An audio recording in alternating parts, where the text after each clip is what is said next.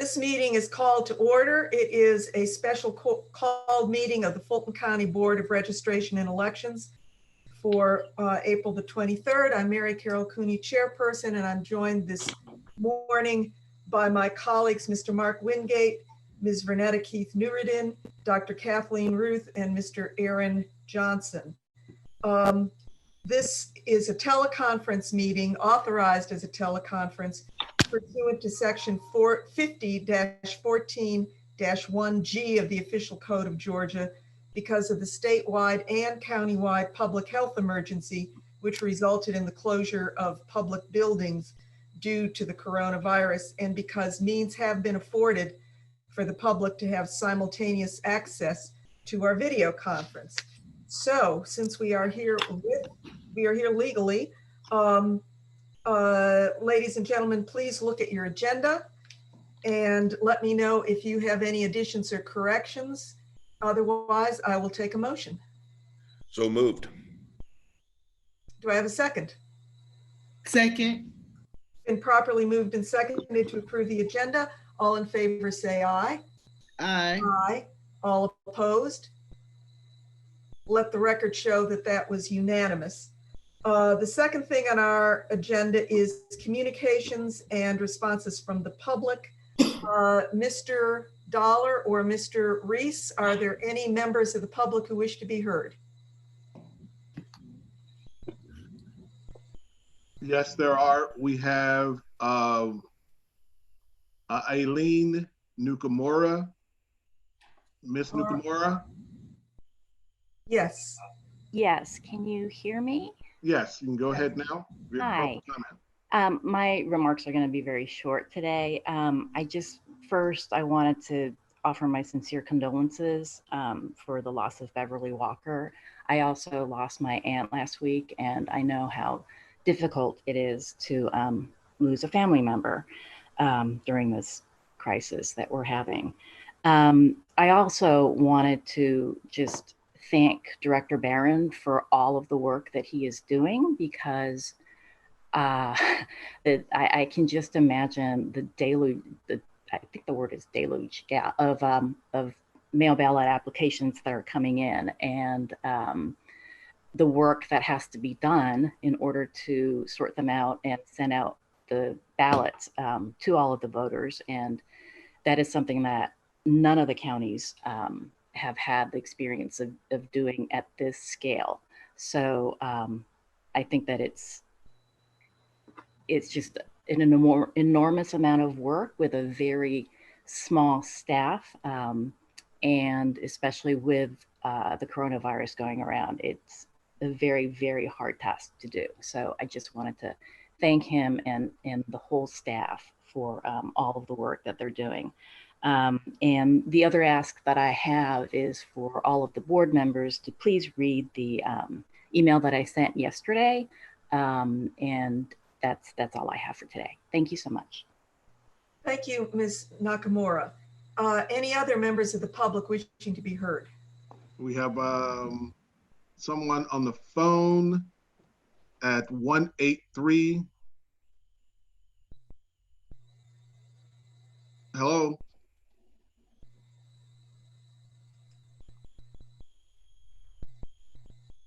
I believe that's Brenda McLeod on the staff. No, that's not. Oh, okay. That's not Miss McLeod. She's Dave a panelist. Someone at 404-771. That's Cheryl Ringer. Oh, okay. All right. That's a lawyer. We can move on. We have Ben Russell. Mr. Russell. Yes. Yeah. Can you hear me? Yes. Okay. I work with a voter engagement group, and we have been trying to get inactive voters to make their update their registration so it's active, and we have not been able to get through the number. We have reached the 7020 number, but we have not gotten the 3816 number, and so we're kind of stymied because we're asking people to call the registration department but there's no one taking their calls. Thank you, Mr. Russell. I think that once we are done with public communications, we'll be able to address your concern. Anyone else?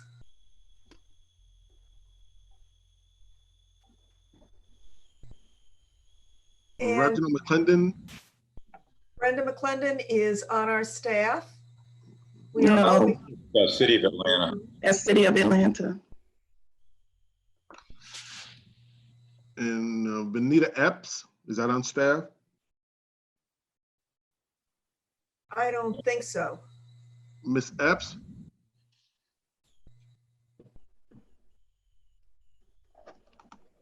You have to unmute Miss Epps. Yeah, I'm unmuting, but it's not allowing it to unmute. It's continually muted. Yeah, I think she has two on her end, right? All right.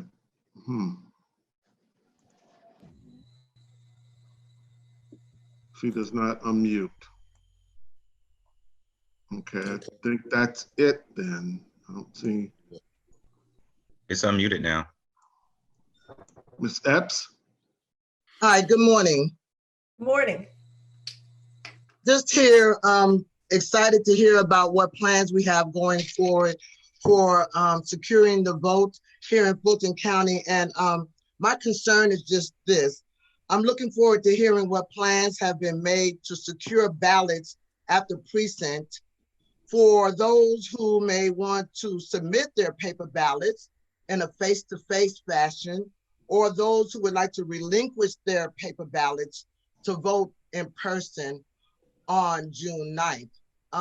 I've heard some speculations about putting in collection boxes and wanted to get clarification as to whether or not that would occur beforehand at specified locations, as in the North Annex, South Annex, Federal Fulton County Government Center, or whether that's going to occur on Election Day. So just help us understand when and where we can actually deliver our paper voted ballots.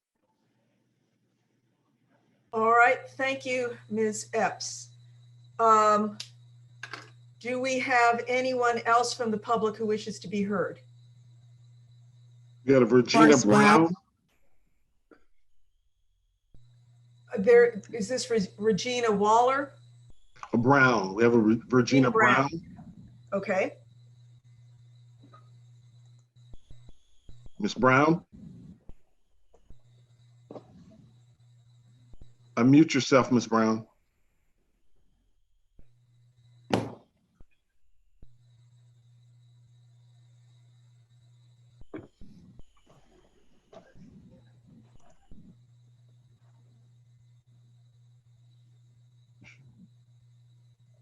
She's no longer there. Okay, well, That's the I have a Virginia. Linda Pritchett also. all right, Ms. Pritchett. Good morning. Can you hear me? We can. Okay, good morning. This is Linda Pritchett, and my comment is surrounding voter education. As many of you may know, I am a candidate for state senate on this ballot, and I've been speaking to a lot of the voters, and a lot of them are still under the misconception that that there's only one election. They're telling me that they have already early voted, so a lot of people have been throwing away their absentee ballot applications that they've received in the mail. So I've tried, my best to make sure that people understand that the two separate elections have been combined, but I think that we have a lot of voters that are simply throwing away their applications, and they won't be able to exercise their option to vote by mail. So I just wondered what efforts you all are making to make sure that it's clear that this will be the combination election, and that people should exercise their option to vote by mail in an abundance of caution. and that's pretty much my comment. But thank you so much for all the hard work that you all have put into this process. I've become very impressed. And I'm very thankful for all that you do to make sure that the voters have all the resources that they need to be able to exercise their right to vote. Thank you, Ms. Pritchett. I understand that Joe Karn is here and may wish to speak. Is that correct? No, just listening. Hope everybody's well. Thank you. We appreciate that. And Foris Webb, who is the municipal elections superintendent and municipal clerk, is here, but there is a point or even 2 points where he may wish to address specific issues, and he will be welcome at that time, but you are also welcome to speak as a citizen. Do you want to speak now?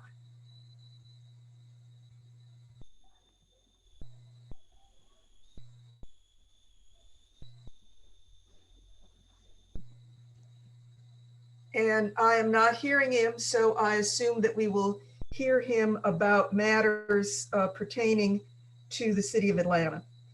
All right. Madam Chair, Yes. he's coming on. Okay. Madam Chair. Yes. Again, my name is Foris Webb III, City of Atlanta Municipal Clerk and Election Superintendent for the City of Atlanta. Just wanted to advise the board that I received confirmation this morning that the regular voting precincts within the City of Atlanta that are designated as recreation facilities are available for usage for the June 9th election and early voting itself. I also wanted to make very clear for the record that the City of Atlanta is still currently under the Mayor Bottoms executive order that we are not open and all citizens are requested to still shelter in place. And subsequently, the usage of the facilities for the election does not suggest that the City of Atlanta will be open at that time. However, this has been deemed an emergency accommodation. So subsequently, we will be accommodating the Board of Registration and Election when it came to the usage of the facilities. Thank you, Madam Chair. Thank you, Mr. Webb, and thank you for your efforts to get this to be able to provide places to vote for our voters. Now, is there anyone else who wishes to be heard? And hearing none, then I believe that takes care of item number 2. Thank you to our external affairs staff and Ms. Bodison. Item number 3, is Mr. Jones available?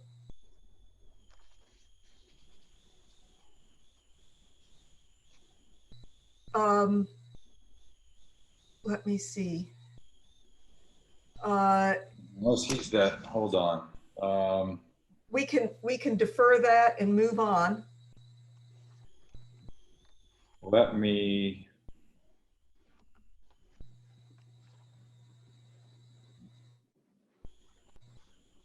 I see a phone number on there, but I'm not sure.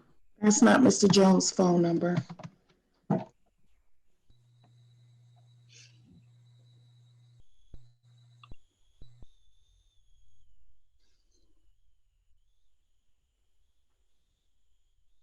Okay, well, you can get on via phone, that's fine.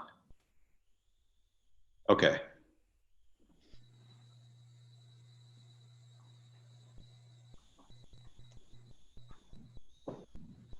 Oh, okay, yeah.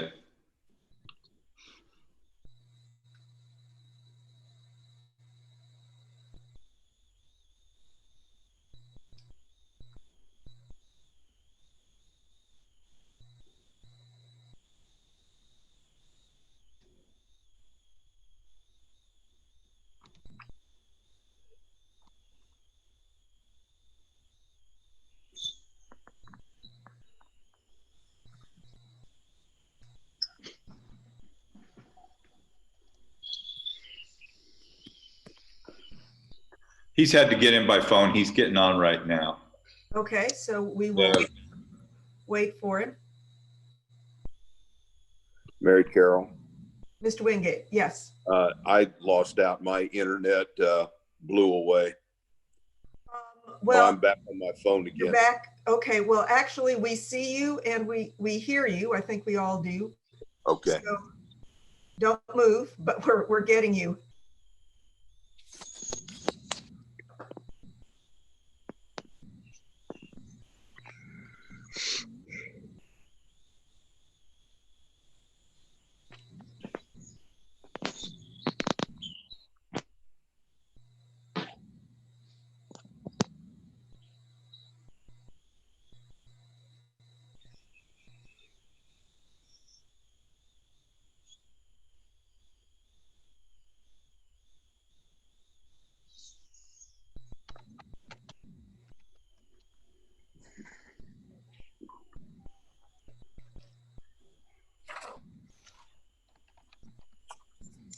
Get my hand out of the way. I keep putting it over the camera.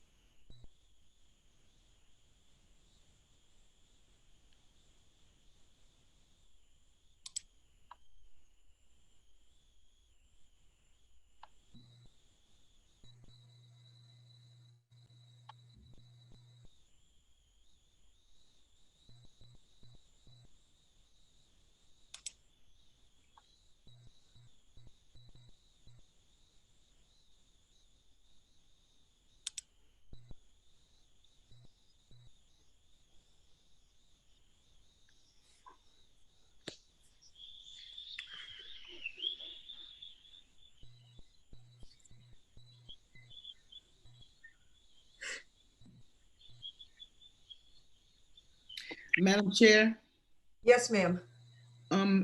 are we able to go ahead and approve our calendar while we wait, item number 6? Or I'm just trying to see if we can skip ahead and finish things. Done. Ms. Bodison, Yes, ma'am. is anything preventing us from taking item number 6 out of turn? No, ma'am. Okay. We are going, I will assume that all board members, I have the concurrence of all board members to delay items 3, 4, and 5 for a few minutes. Am I correct? And yes. Hearing no objection, let's move on to item 6, which is an approval of the remainder of our 2020 calendar. I noted that we have some changes as to how we certify, and that we now certify on or before the second Friday after the election, which is quite later than usual. Let me ask Mr. Blake, if I may, the last day on which we could certify is that second Friday following the election. Is that the best day for the staff? Are we giving you enough time to get those certified results over to the Secretary of State? Yes, I think that would be time for us to be able to do what we need to do on our end. Okay. Any other questions or comments about our calendar? Madam Chair, I had one comment. Yes. For the board.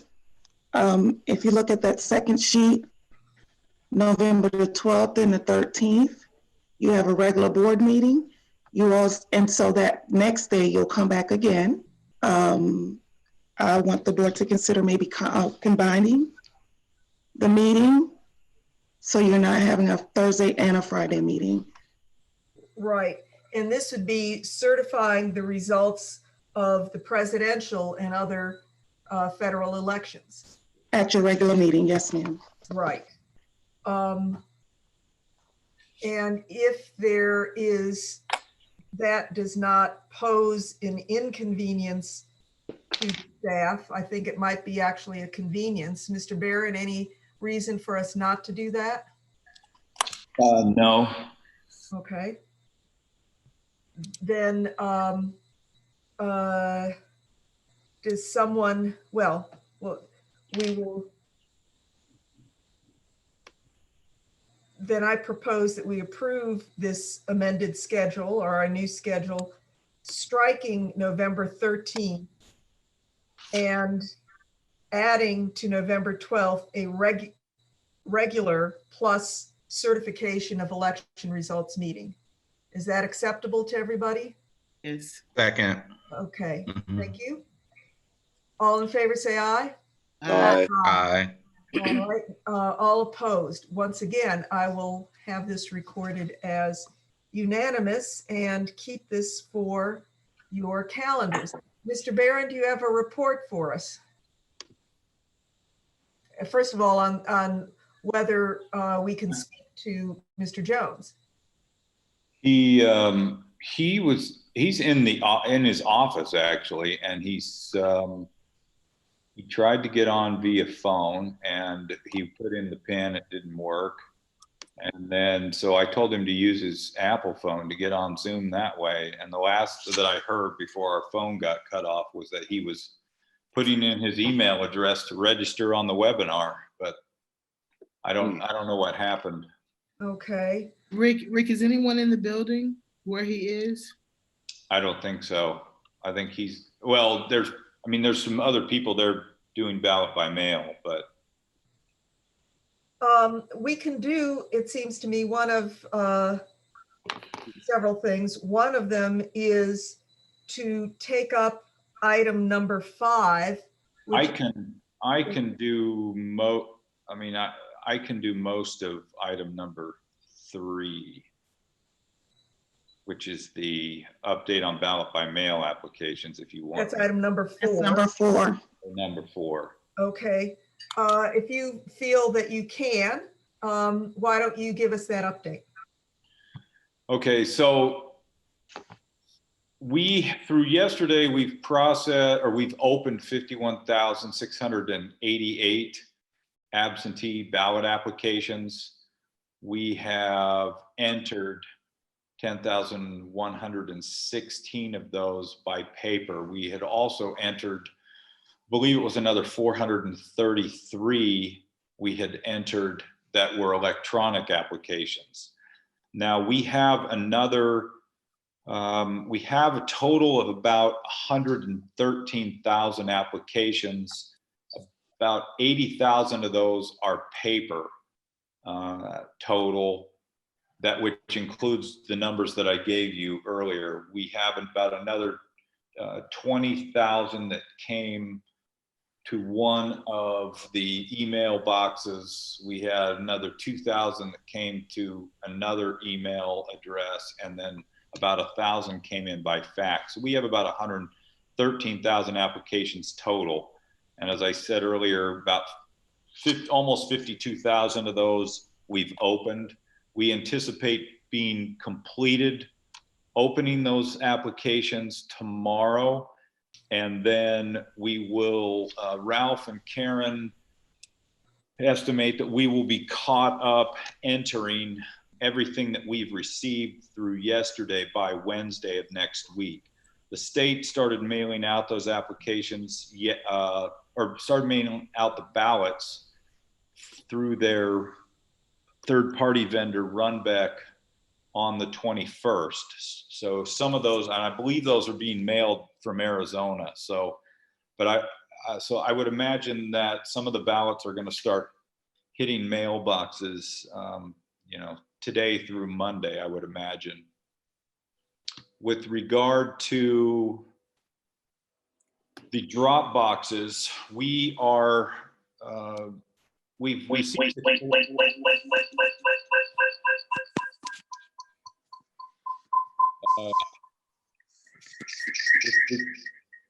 Hang on a minute. Okay. I think I'm doubled up here, sorry. Yes, you Oh, are. yeah. But you don't get 2 votes. Well, the internet came back. How do I get rid of this? Hang on. Mark, Sorry. bombing us. Let me, can I Mute the second one. hang on. Yeah, I am. I can get on here. How do I get out of here? Sorry. Just turn your phone off, Mark. Okay. We've got you just once. Okay, there it is. Okay, with regard to the drop boxes, we are surveying the libraries to see which ones already have cameras for surveillance, because we have to have surveillance. All the new libraries, from what I understand, have this. So we are awaiting the list to see how many of these that we can order. We have a quote for 12 right now. They're going to be a fairly significant expense because they're about $2,000 each. Once we get that final list from the library department, which ones have the necessary surveillance, we will begin to, we will know how many that we can actually have. The South Annex doesn't have the surveillance cameras that we need, so we'll use the government center and the North Annex in addition to whichever libraries that we choose, but we're gonna stick to county facilities. It'll just be easier. The SEB only approved these drop boxes for this election. It doesn't seem like, from what I've read on there, that they approved them for the runoff and for November. So we're going to have to install these by drilling into the concrete at the libraries for one election, with no guarantee we'll be able to keep them there. I mean, I would imagine we'll probably use them through the end of the year, but we don't know at this point. So we should be able to get them ordered and in place soon. The items are in stock, but we don't have a list of those locations yet. Questions? Oh, is that all you have to say?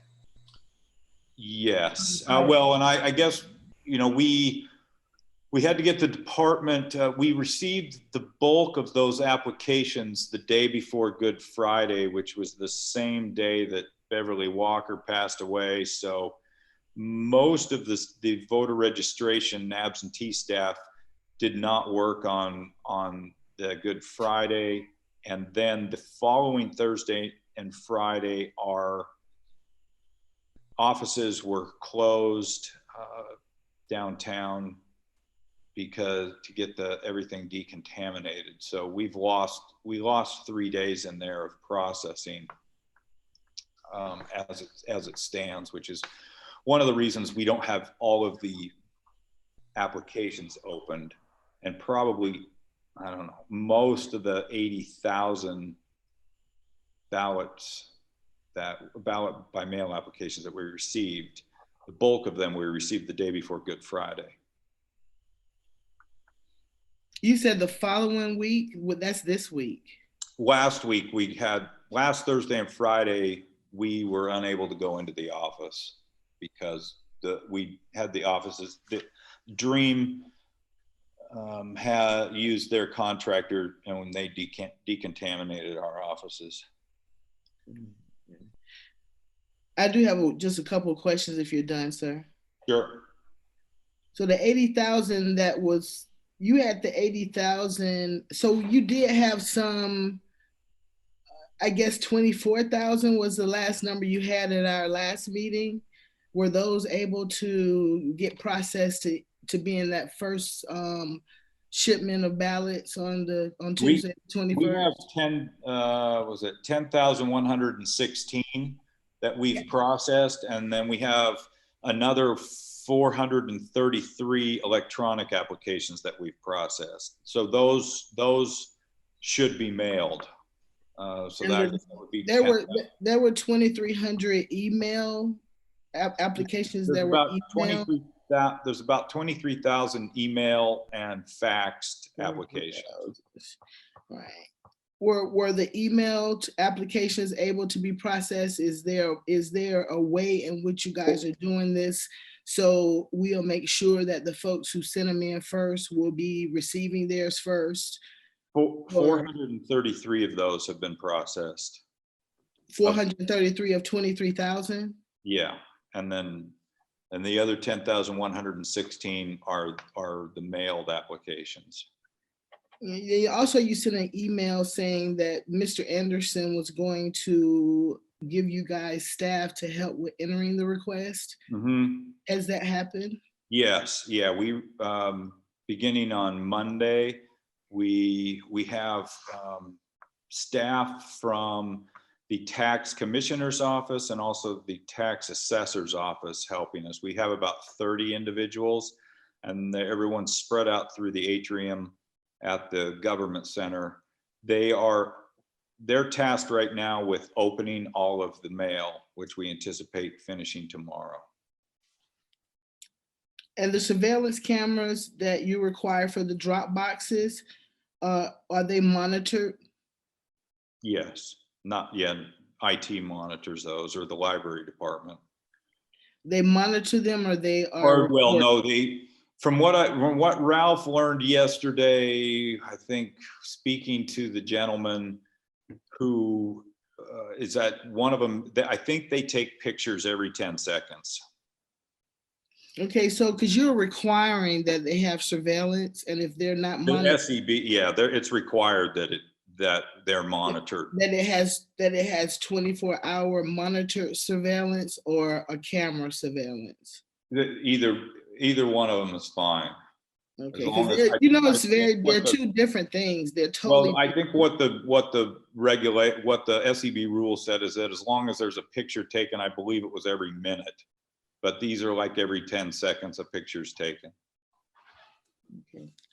And is there any information on voter registration, the number of applications that you've received, and the status on the update for those? We're only a day behind right now. We had a couple days ago, we had around 4,000 paper DDS and online applications to process. Okay, if you don't mind, sir, I would rather that information just be written down so we'll know it. And I know you guys are doing a great job about keeping us up to date. I don't recall seeing anything about the voter registration information, but maybe. No, I hadn't sent anything. We're basically, we have a team that's entering those, so we're caught up on those. I mean, basically, we're entering the number that we're behind is basically what's coming in the day before with regard to DDS. So we're as caught up as we can get with DDS and the online and whichever paper applications come in. If you would provide a report on that, update on that, and so are you saying that Mr. Jones will not be on the call this morning? As far as I know, he's trying to get on. Okay, and then finally, is it safe for him to be in the county with employees? Cleared. You know, he was waiting. Once the doctor cleared him, he could go in. So he's definitely been cleared to return to work. Yeah, he went in. He went into the doctor on Monday. Okay, good. I asked that because I know he's living with a active COVID patient. So at least she's recovered. Okay. That's it for me. All right, other board members? Yeah, one quick question on the Dropbox issue that went through my mind. The 24/7 surveillance is one thing, but I don't believe that we're going to have at any point in time, any of those locations, whatever they turn out to be, would have an actual person that would be attending? Well, we're going to have to look at, I think once we get, especially on election day, we are going to probably have to have people at those locations. Right. And we have to pick up the ballots daily from all those locations. So we have to get a team that's going to go around and empty those boxes every day once they're installed. The other thing is that, but on election day, we're probably going to have to empty those multiple times. So we're going to have to either have a few roving teams that go around and empty them periodically throughout the day, or we're just going to have teams there that will monitor those. But I think once we find out all of the, and we'll be able to get staff, you know, the county's real supportive with whatever we need right now, and they have plenty of staff that they can provide. Okay. Have you, Rick, in your experience, it would seem like that, I think hopefully this will never happen, but somebody who wanted to destroy ballots, is it possible somebody could come in there and do something simply as pour a Coke in there? I mean, is there access to that where somebody could in fact do something to whatever might be in one of those boxes at any given point in time that would actually serve to destroy what's in there? Hey, Blake, you've been looking at those boxes, right? Do you have any information that would be able to answer Mark's questions? I mean, they look like, to me, they look like pretty sturdy pieces of hardware that, and I know these are used by other states that use ballot by mail on a regular basis. Okay. That was, we have been getting quotes based on the recommendations that Mr. Jones made to us. The company was recommended to us by another jurisdiction here in Georgia. So, and it might, you know, obviously that concern has ran through my mind, but as Director Barron said, other jurisdictions do similar things, and so I wouldn't lose confidence in this working too much. Blake, what company, if you can tell us, is being considered for those devices? I can tell you.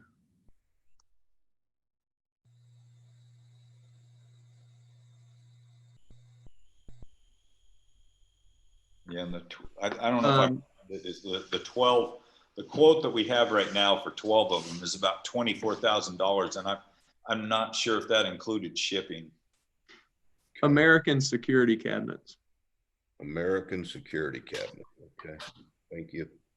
And hey, I'm sorry, Mr. We've got another question. Let me raise my hand. I'm sorry. Go ahead. Right, we have another question, and from Dr. Ruth. Is there a picture available of those boxes? Yes, we can get. Blake, do you have in the quote? Does it show those boxes, or do you have any literature you can send to the board? I can send what was sent to us and also a link to the website. Okay, we'll get that too. Mr. Johnson, do you have a question?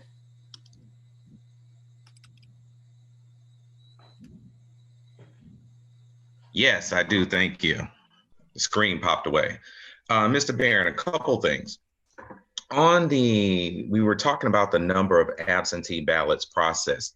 How long does it take for somebody to learn whether or not their ballot has been processed? And I'm going to preface it with a couple of questions that I got is people are sending or emailing or however they're sending their application in, and they're kind of nervous. They don't get a response like a thank you for sending your email or anything like that.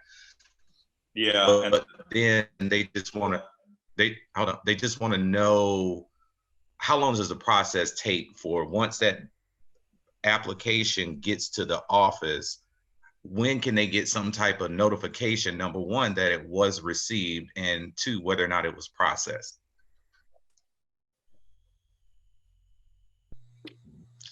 and it looks like Rick froze. It looks, yes. Rick has definitely frozen. Blake, are you frozen? I am not frozen, but I would rather Mr. Jones or Director Barron answer that question. Okay. Okay, and Rick is. So, Mr. Johnson, can you hold that and see? We can see if. Now we lost Mr. Barron altogether. Probably got froze out like I did. Yeah. Let me see.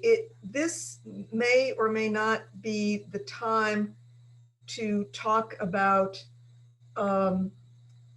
inactive voters wanting to get on our active list, which is something that Ms. Bodison and I dealt with perhaps just yesterday. If you will unmute, there is an answer. Yes, ma'am. Okay. Can you give it to us, or will you trust me? Which is that if you are an inactive voter, you are a voter, and you don't have to do anything to change your status so that you can vote. You just go in and vote. And you should check the My Voter page. But even if you are an inactive voter, you should be there. I hope that's helpful. Let me see. We have still lost Mr. Barron. Yes. I'm sorry. Go ahead. I just spoke with Director Barron. He has lost power at his house, so he is in the process of joining by phone. Wow. Okay. Then let us, all right, there are a couple of things that we can do. Let me ask Mr. Evans if you are comfortable with presenting item number 5. Perfectly acceptable if you are not, but the approval of early voting locations. Can we have that discussion now? Yes, we can move forward with that. Okay, we are having somebody phone in. I don't know who it is. It is. Madam Chair. Yes. Mr. Jones, just hold on. Mr. Jones. Yes, can you hear me? Yes, yes. We are so glad that you can join us. We haven't spoken to you since you battled the beast and won. Brother. And we're grateful for your presence one way or another. Yes, thanks for the lateness of the call. We've just been trying to get on. Right. We appreciate that. We appreciate your persistence in doing so. And it certainly seemed, it was evident that you are the appropriate person to allow us to appreciate Mrs. Beverly Walker. Can you speak to her, please? Or of her? Yes. Yes. Thank you, board, for allowing us to take this opportunity to talk about Ms. Walker. Ms. Walker began to work for us, and she worked 15 years in our department and retired in 2012. She was an excellent worker. We would call Ms. Walker, what we call Ms. Walker, a type of worker, was a plug and play worker. What do we mean by plug and play? She could do it all in registration. Registration has many functions, and Ms. Walker was able to do every function in registration. In fact, when I had come over here from the state, the person who showed me all the procedures for registration was Ms. Walker. But her gift was always her smile and her presence. She never met a stranger, and she always had a smile on her face. one of the greatest gifts was her giving. I can still remember the sweet potato pies and salmon croquettes that she would fix for the office. But finally, I just wanted to say that Miss Walker was a friend, and she was one who would dedicate giving and dedicate to love this office. Even though she retired in 2012, she came back to work from 2013 until just March 23rd. So we are very, very indebted to Ms. Walker and all the things that she has contributed to our department. Not only the work, but just her presence that made the office glow and be an effective office to work in. So, thank you.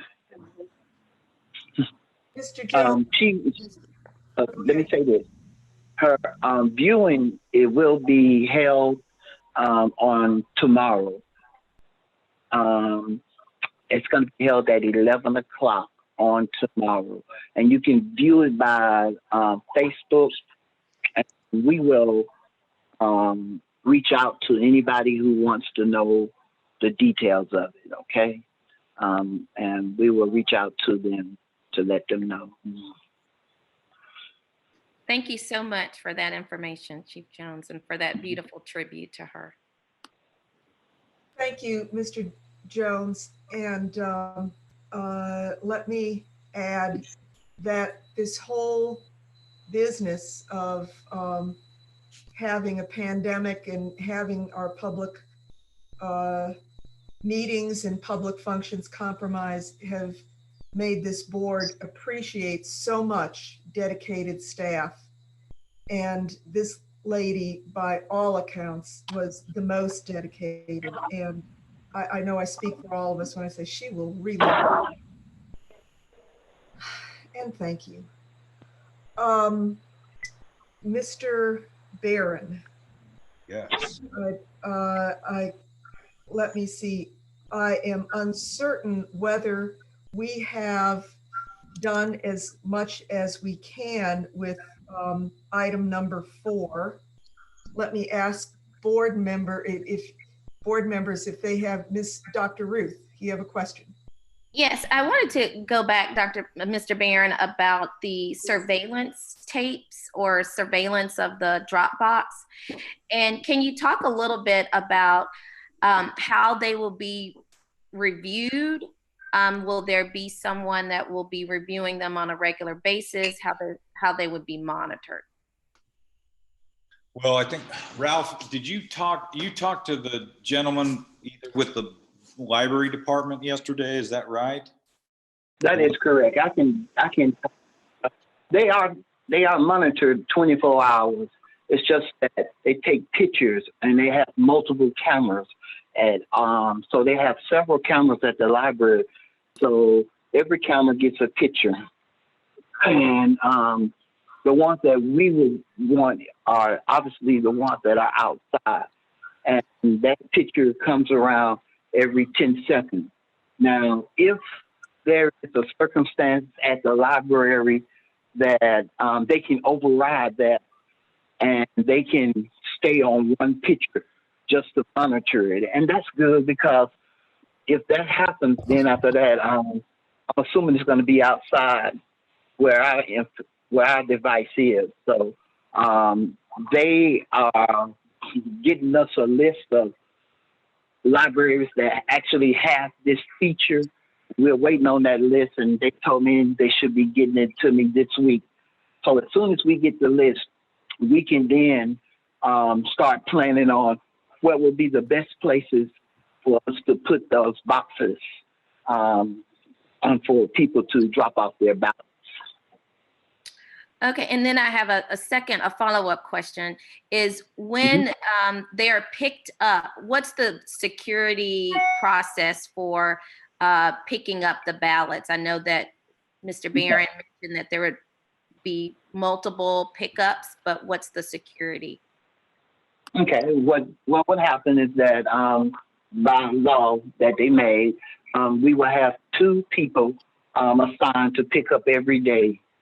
They will separate them. There will be a change of custody. They will bring those ballots to our office and have a change of custody again. That from that aspect, we will have separate counts for each location that we have to validate that we got the number of applications from that point on.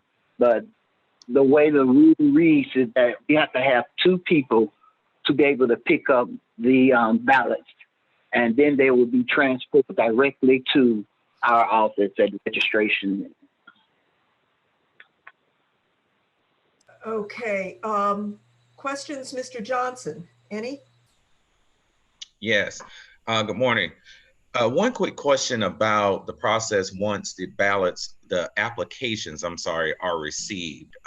And I don't know if Rick heard the question earlier, but basically when somebody sends in their application via email or however, one of the questions that I consistently get is, how do we know it's there?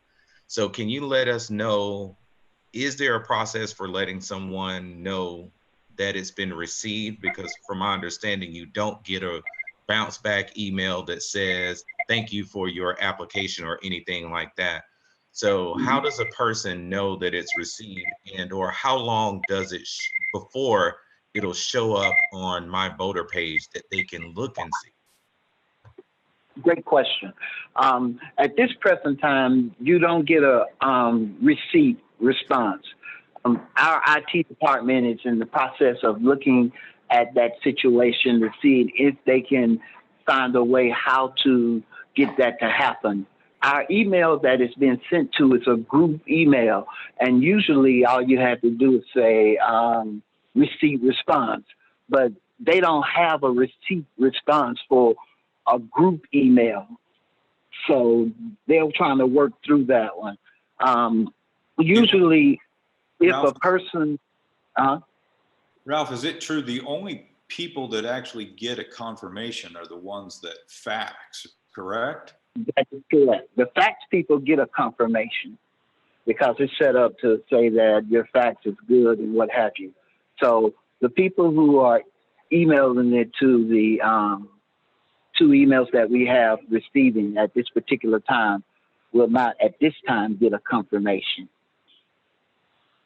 Now, your second, go ahead. Can you talk about, by the time Wednesday rolls around, we should have all of the applications that we have now processed, and at that point, people will be able to see on the MVP, my voter page, that we have them. Yeah, that is correct. At this present time, we were just running a little behind. So what we're going to do is that we're going to go ahead and process the applications so that if a person emails us by Thursday of next week, they should be able to see their response on the My Voter page that the ballot will go out, and when we receive it and when the ballot will go out. It shouldn't be no more than the 2-day turnaround by next Thursday at that particular time. So we're in the process now, since we got through opening up all of our mail, we're in the process now begin to process in the mail. And now the staff have full stacks to enter, which they have begun. And also, just for clarity, there's a new date for voter registration. And I got dropped, so I hope I didn't miss that part. But there's a new date for voter registration for this June 9th election, correct? That is correct. It's May 11th. It's a new voter registration deadline. And Ralph, can you also, since you're on now, can you have Pam send the DDS dashboard figures to the board? Vernetta requested that earlier. Thank you. Before we were on. Okay, we can do that. We have them sent right now.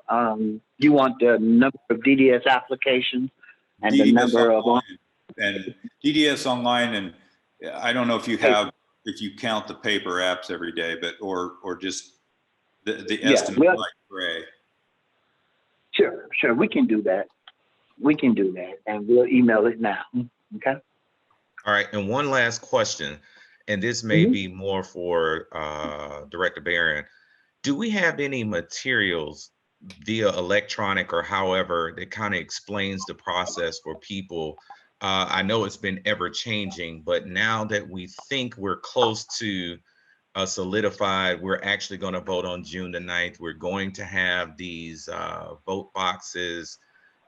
Do we have any materials that we can get out to people to let them know this is the process, this is how it's going to go?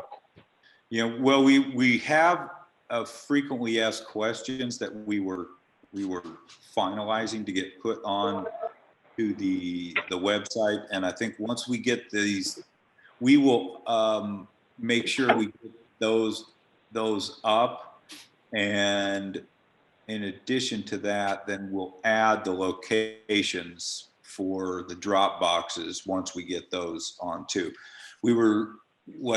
Different staff were adding key questions to the frequently asked questions so we could get those posted. Okay. Hey, and Mr. Barron, also that Miss Jessica suggested that we do a little video about the absentee process, just so that people can get familiar with it.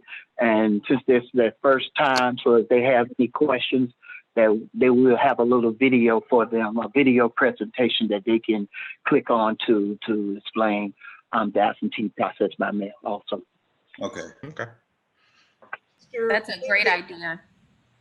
It is awesome. Mr. Wingate, any questions? No, I'm fine. Thank you. Ms. Newridden, Yes, thank you. Mr. Jones, I had a question. I know the department is manually issuing the issue date for those absentee ballots. Will Rundeck then update the voter through my voter page on when it's going to actually be issued, since it's not being issued through the department? I know you're going to put in the issue date whenever you put it in, correct? That is correct, but the issue date is the same date as the mailing date for Rundeck. So whatever date that we have as the issue date will be the mailing date for Rundeck also. So whatever date we tell Rundeck that we want them to issue the ballot, that's the same day that it's going to be mailed from Rundeck. Okay, so I wasn't sure, since this is the first time that one vendor has been used for the entire state, and this process is kind of, changed with the pandemic. I guess my concern is, if they receive 100,000, is it reasonable to believe that they will be able to send that many out, that same day? Is that a reasonable assumption that we can make? That's what the Secretary of State told us. And so we're going to go about what the Secretary of State told us. Okay. That the day that we issue is the same day that they're gonna mail it. Okay, thanks. All right, Mr. Johnson. Oh, I have one last question. I forgot. I'm sorry. Can we speak to? There's been an AJC article that talks about ballots and how if you just stick your ballot in the mailbox, it will automatically get delivered. Is that true? I haven't gotten confirmation that is absolutely true, but it's starting to spread a lot. Yeah, what'll happen is if somebody puts what Pam spoke to the USPS liaison, and what they told us is that if someone puts a ballot into the mail, that it will be delivered to us, but then the county is going to end up having to pay the postage on that. So we'll end up getting a postage due bill after the election for all of the mail that doesn't have postage. And I'm not sure how much it costs to mail a ballot, but it's got to be more than the 51 cents that for a regular piece of mail. So. Okay. Well, hopefully they'll give us a discount, but okay. Thank you. I have a question, if everyone else has asked theirs, and that is that I understand from this discussion that there is no final decision about drop boxes. Am I correct? How many and where? Not yet. Okay. Not yet. We're waiting on the libraries. Ralph, you want to speak up to that? Yes. At this particular time, not yet, because we're waiting to see which libraries have 24-hour surveillance. If once we find that out, we can then begin to place them, setting up situations where we can start placing the boxes at that time. Do you have an idea, which you could pass on to us, of ideally how many drop boxes you would like to place if you've got all the connectivity for security or other things like that? I think we're kind of looking in the 12 to 16 range. That's what we're hoping for at the moment. They're pretty spendy boxes, and hopefully we'll be able to get more than one use out of them, more than one election out of them. Okay. Thank you about that. Does this conclude item number 4 on our agenda? Mr. Wingate? I'm fine. Okay, Dr. Ruth? You're okay? All right. Let us move on to item number 5, early voting locations. Okay, I sent the board the item. I sent you three different proposals. I'm recommending that we approve the 4 early voting locations, which was the first proposal, which would be using the South Annex, C.T. Martin, Sandy Springs Library, Sandy Springs Library and Alpharetta Library. I recognize that this is a major cutback from what we originally planned for the general primary, but that was before the pandemic, before the Secretary of State office decided to mail out absentee ballot applications to everyone. And that the response to that mailing has been well received, as it seems as though if everyone returns the ballot that has requested one, we will have a higher turnout already about 47 days out from the election than we had for a turnout for the 2016 general primary, which I believe was 13.7%. So I think this number would already get us to 14%, still 48 days away. You know, we've got, and the reason why we're doing the cutbacks, of course, is because Fulton County has more than 2,000 confirmed cases of COVID.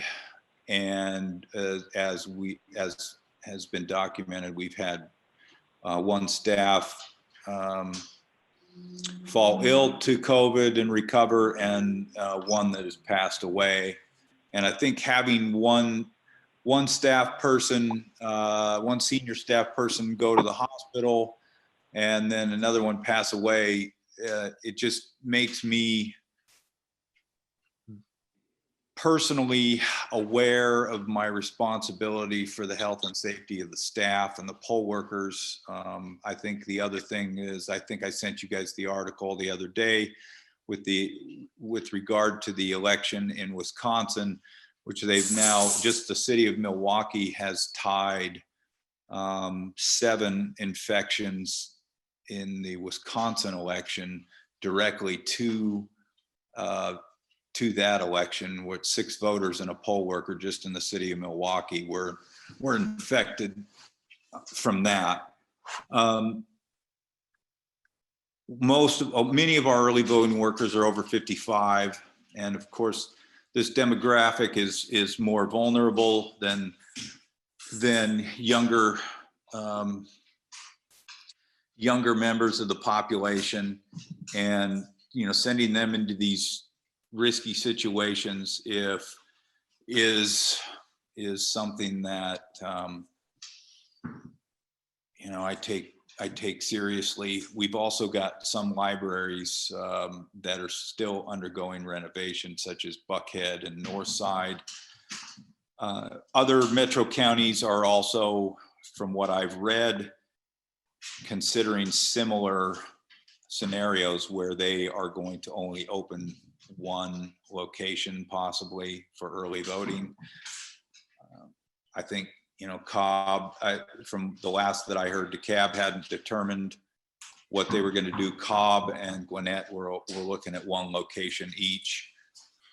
And so I think if we have 4, considering that and the way where we have them placed, they'll be open for 3 weeks from 9 to 4:30, and that one Saturday between May 18th and June 5th. And I think now public health is at the forefront. We need to have convenient voting, which I think we have with ballot by mail. We'll supplement that with early voting. And then we will have election day, and we're going to have to open all of our election day locations. So those will be available as well. The good news, of course, is that the Secretary of State's office has mailed all of those absentee ballot applications, and there is a way for the public to either drop them off for free once we have those drop boxes placed, and if they put them in the mail without postage, those will get to us as well.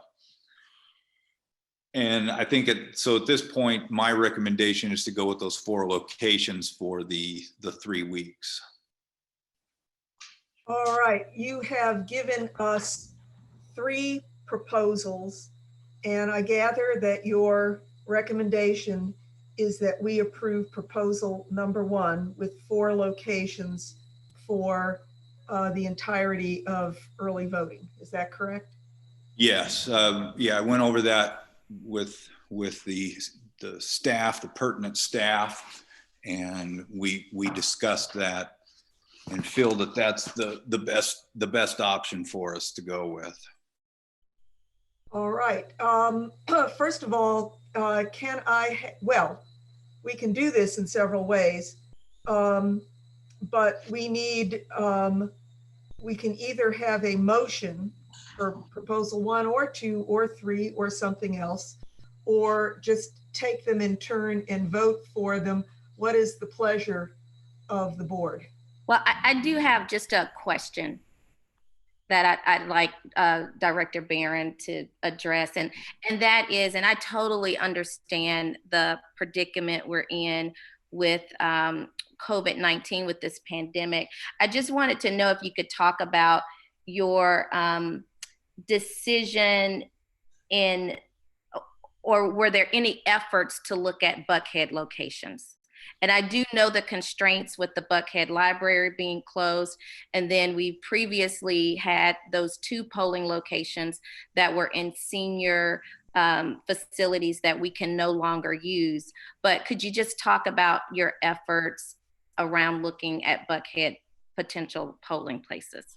Well, for early voting, we'll have Buckhead locations for election day, but for early voting, we usually would use the Buckhead Library, Northside Library, and Chastain Park. And Chastain Park is, although it could be available to us, our IT department does not recommend that we use that. We tried to get that hardwired in 2018, and evidently the project did not get completed. There was some things happened with AT&T and a contractor, and I don't know all the details, but we were under the assumption the project had been completed.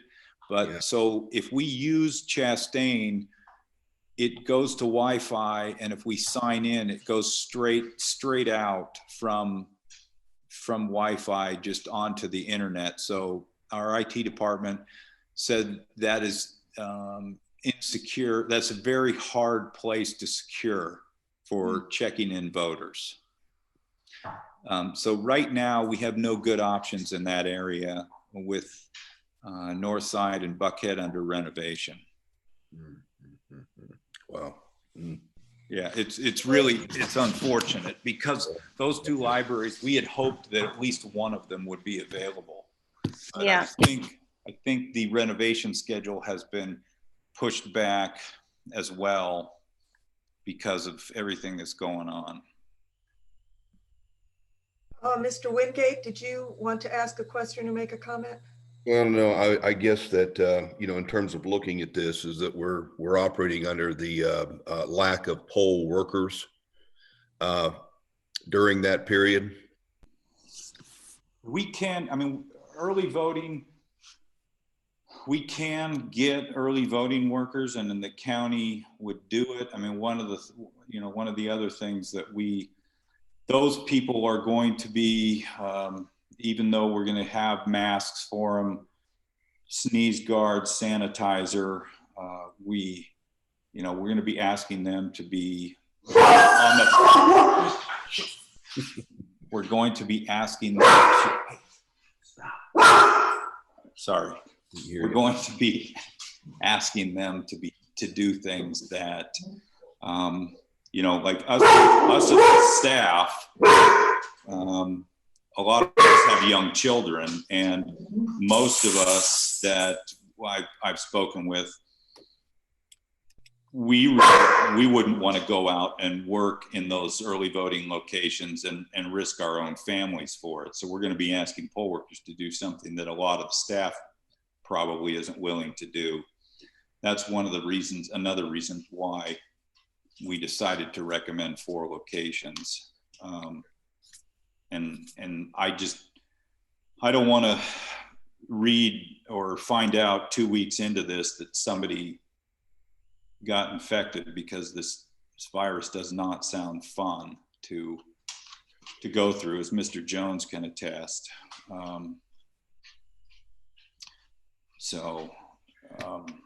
But we can get poll workers to staff it, and we're going to do a minimum number of poll workers, so that, because we're only going to allow up to, if we have 5 poll workers, only a maximum of 5 voters will be allowed into the polling place as well. So if we have very much in-person voting happen, voters are probably going to have to wait in line just because of the need to keep distance between voters and poll workers and voters within the polling places. And Director, we have a fairly large ballot as well. Yes, so it's not going to be something. It is a long ballot. They're in and out, so it's going to be it'll be kind of a lined up process, one would imagine, under the circumstances. Yes, and we're going to have line managers at the locations. I've asked for guidance from the state as well. I still haven't heard back, but I've asked for guidance from the state as to what we're supposed to do if we have people. Line manager notices anyone in line with symptoms. We've asked whether we can use those non-contact thermometers to test people for fevers. We haven't received any guidance from the state as to what we're supposed to do with people in line. And so hopefully that will happen soon. Ms. Nuruddin, do you have a question? Yeah, I'll wait for Aaron because he had his hand up first, I think. Well, my question is really quick. Did you get any guidance from the Fulton County Health Department as it relates to, if you have 5 poll workers, is 5 a good number of people to have in, or as long as you can keep them 6 feet apart? Or I know the number that they give is 10 people in a room at a time, but what I found is that when you talk to health experts, they have a different view on how things should go. So I'm just wondering, have we talked to the health department? We have talked to the health department with regard you know, the PPE, the personal protective, like the masks, the sneeze guards, the sanitizers and those items. We were just going with regard to spacing people out in these rooms.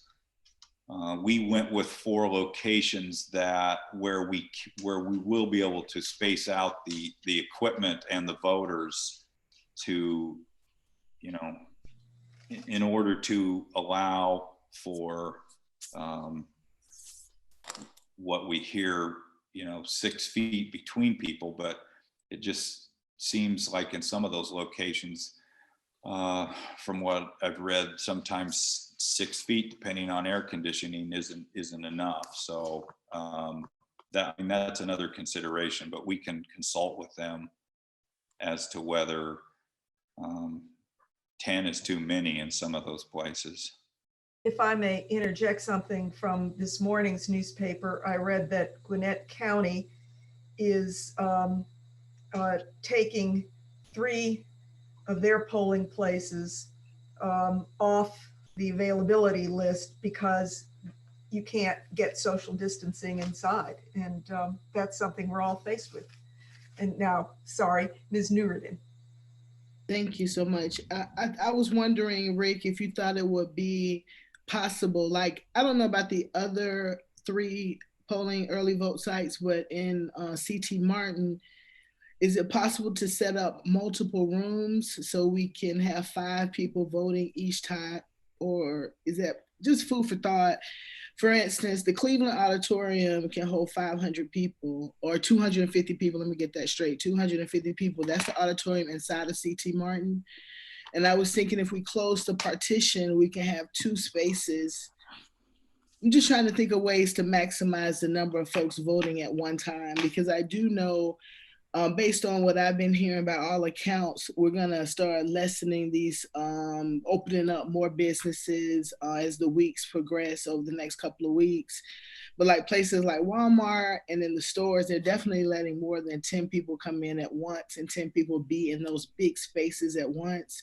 And I was kind of trying to think of how we can apply that, because we have a big space in CT. I don't know if it'll work for the other spaces, to utilize more than one space inside, since the facility will be closed to the public and we will be there to use it. Perhaps we can just maximize it. So instead of thinking we can only have 5 or 5 machines, maybe on the left side we have 5 or 6, and on the right side we have 5 or 6. Just food for thought as you develop your strategy to get as many people in the polls that's healthy and reasonable. Yeah, we can look at that, because I've only was aware of the one room out there that we use. I didn't realize. Yeah, well, see, we used to use the auditorium. I'm not sure what happened, and then we started to use this small room on the side, the game room, if you will, that's on the other side of the pool.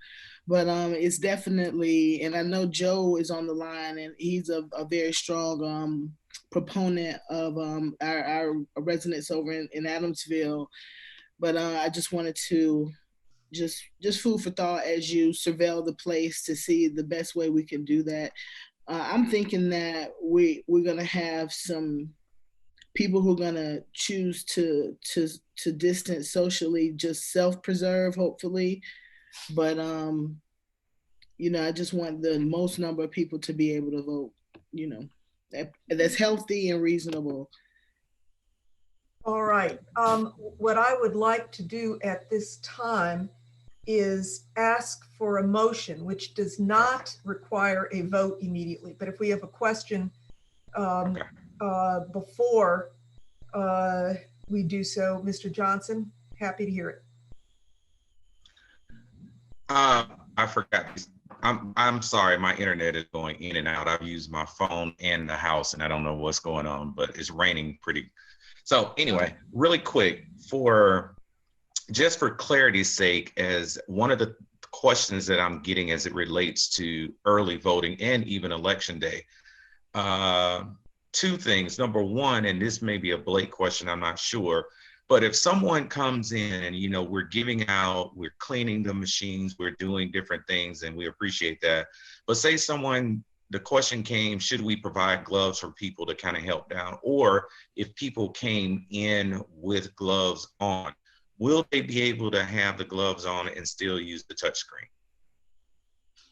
I think the gloves are going to be fine for the touchscreen. We're going to employ styluses so that we don't have to clean the machines down. So what we're going to do is sanitize the styluses. We're going to give styluses to the voters and let them use, because with the machines, we have to shut the machines down to clean them.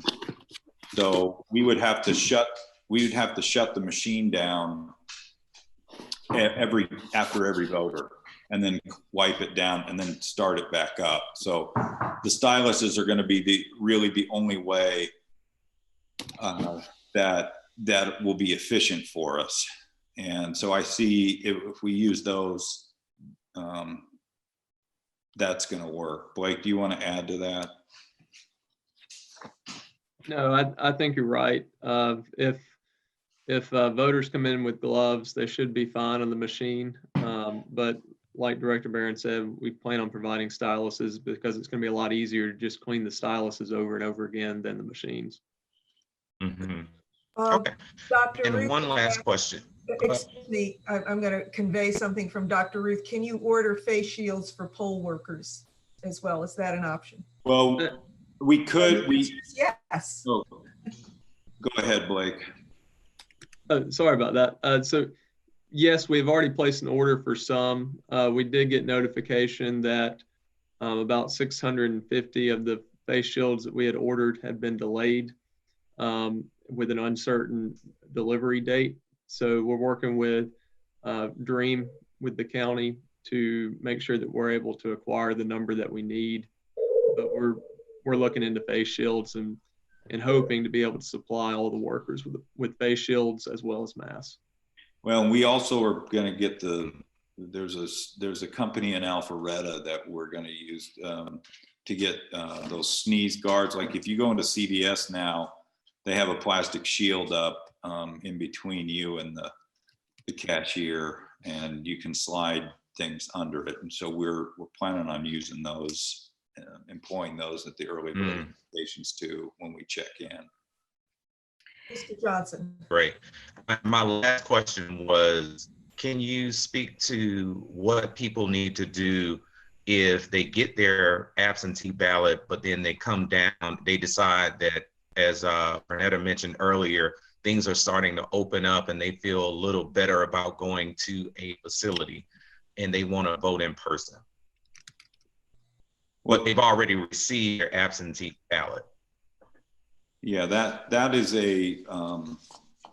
that's something that happens commonly as it is now. They can surrender that at the polling place and vote on the machine if they'd rather do that. Okay. Do they have to have it, Rick, or will you guys be able to look it up and cancel it? Will they have to physically have it in their hand? Or will you be able to look it up and just cancel it at the poll?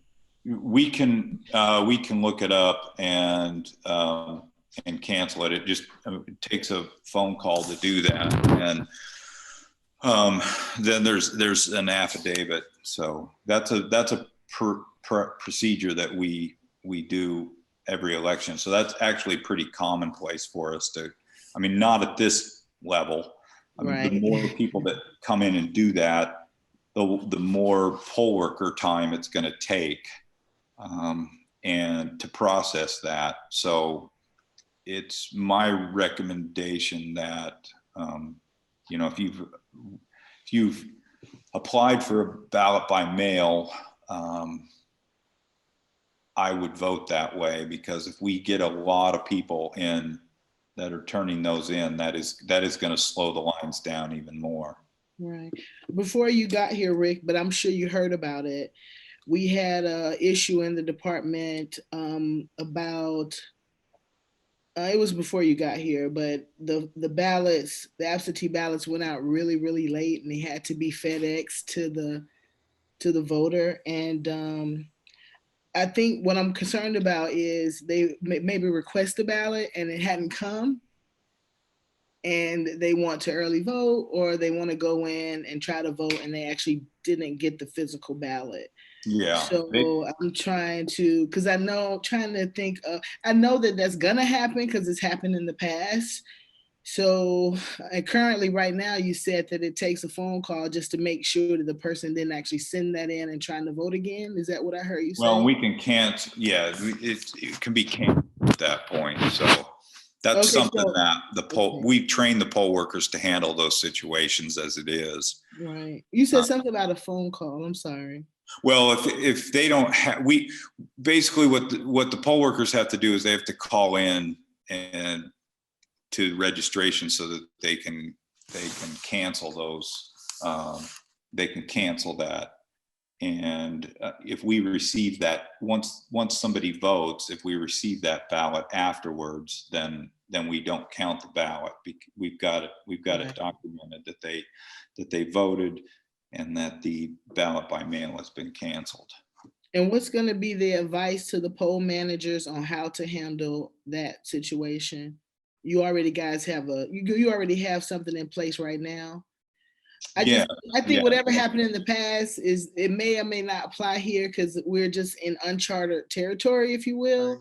Well, it'll be the same procedures that we use. It's just that it could come in greater numbers, and the more people that do it, the longer it's going to take us to process those voters. So my recommendation would be to the voters, if you've requested an absentee ballot,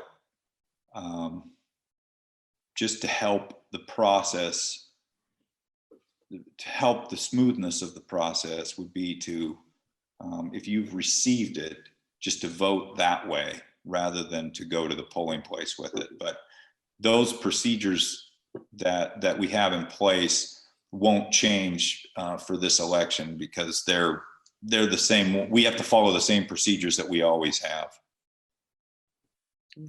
Okay. All right. Let me ask that we get ready to consider the proposals, the recommendations and other proposals. We can handle this, it seems to me, in either of two ways. I can take a motion from anybody that we approve proposal 1, 2, or 3, and we get a second on it. And the fact that you make the motion doesn't mean that you vote to approve it, but we have it on the table and then we dispose of that first. Or we can ask the board members to vote sequentially. Everybody who wants proposal 1, then everybody who wants proposal 2, and then everybody who wants proposal 3. What is your pleasure? I would like to make a motion, Madam Chair, that we approve the director's recommendation for early vote sites, and that's option 1. Thank you. Do I have a second? Second.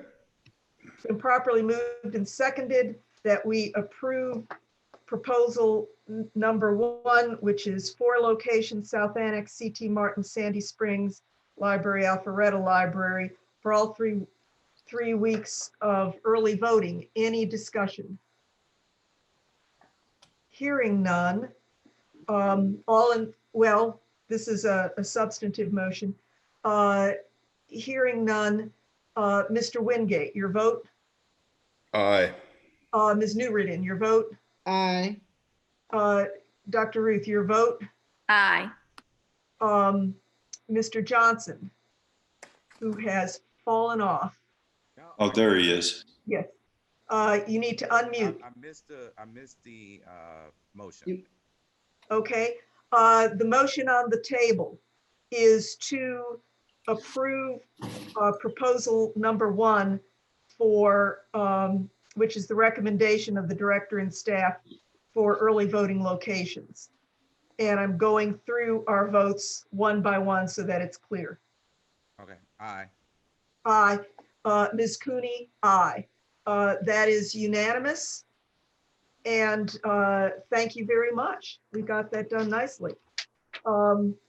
So that takes care of item number 5 on our agenda. We already have item number 6 as amended, approved. That brings us to item number 7, the approval of amendment number 1 to the intergovernmental agreement for the city of Atlanta. Blake, we still haven't received the contract back, correct? It was received. Oh, it was, okay. Yes. And Okay. that's the one that we saw in our meeting packet? Yes, Yeah. yeah, and it's the same one that we were going to approve last time. However, we had to get the date changed. Okay, right. Okay, so I know that Mr. Webb is here in case we have any questions, but are there questions? And hearing none, because we've already discussed this, do I have a motion? So moved. A motion to approve? Second. And a second? Any further discussion? All in favor, Mr. Wingate, Aye. Ms. Newridin, Aye. Dr. Ruth, Aye. Mr. Johnson. He's muted. No, I heard him, Ms. Cooney, aye. That makes it unanimous. Aye. Thank you, and that takes care of that. That brings us to item number 8, which is approval of precinct proposals. Mr. Evans, can you lead us through those? I can. So we do have several. The first 5 are going to be in regards to senior living facilities that have COVID-19 concerns. And then the 6 after that are going to be schools that had conflicts when we move to the June date. And so we'll begin with proposal 120. The proposal is to move precinct 04K, Abernathy Towers. Abernathy Towers cannot be a polling location for the near future due to COVID-19 concerns, and we're moving that to West Hunter Street Baptist Church. The next is proposal 520, which is precinct 07M in Brighton Gardens, Buckhead. Brighton Gardens, Buckhead has decided they cannot be a polling location for the near future due to COVID-19 concerns. We're proposing to move that to Cathedral of St. Philip.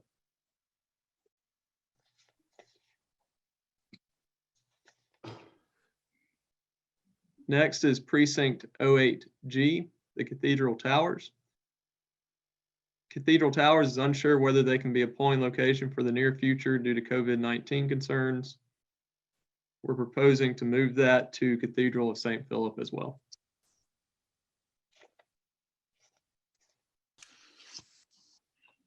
Next is proposal 720, precinct 09A, Marietta Road High Rise.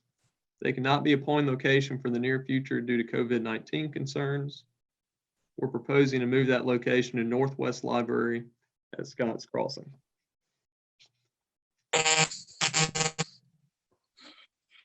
Next is proposal 820, Asbury Harris Epworth Towers. They are unsure whether they can be a polling location for the near future due to COVID-19 concerns. We're proposing to move that precinct, which is 11P, to William Walker Recreation Center.